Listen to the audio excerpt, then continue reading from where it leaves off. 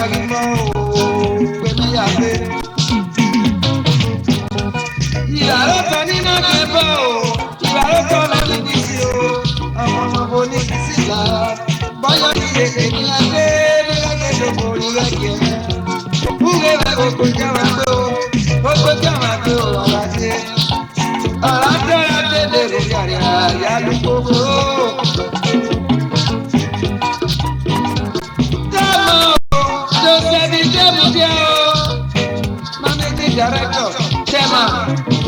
company Nigeria limited warrior.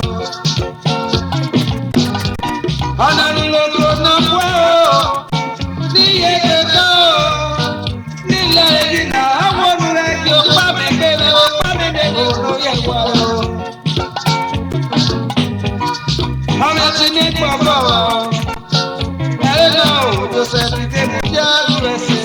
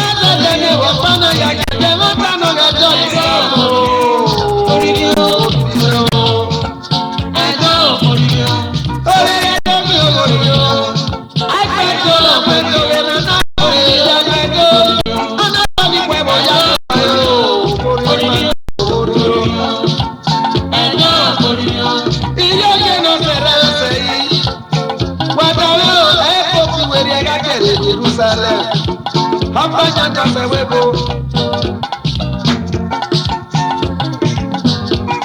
Oriri ma bi oriri o. Oriri na oriri o. Oriri na oriri o. Ẹ̀jẹ̀ni ẹ̀yẹ kàrí sí àgbo. Wàjà yóò àárẹ̀ ní nọ́mbà wọn rí ọba rẹ̀ tó.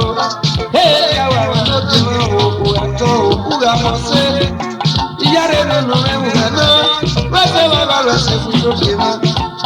Ẹ̀nàrí abára tó o mẹ́rẹ̀ gẹ́gẹ́. Ayẹyẹ rẹ̀ lókè mọ́. Dàrá o, ó yára ayé sí mẹ́tì kálọ̀wé ní kàrò. Ọdún ìlú ọba.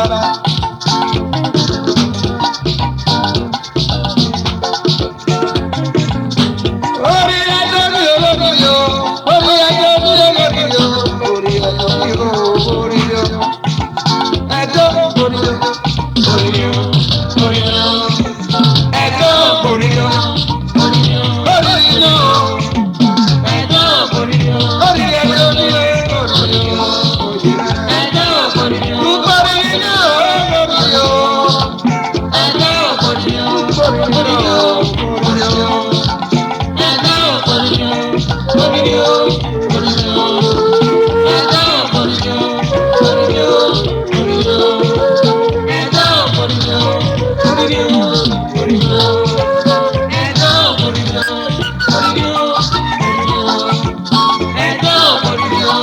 Orí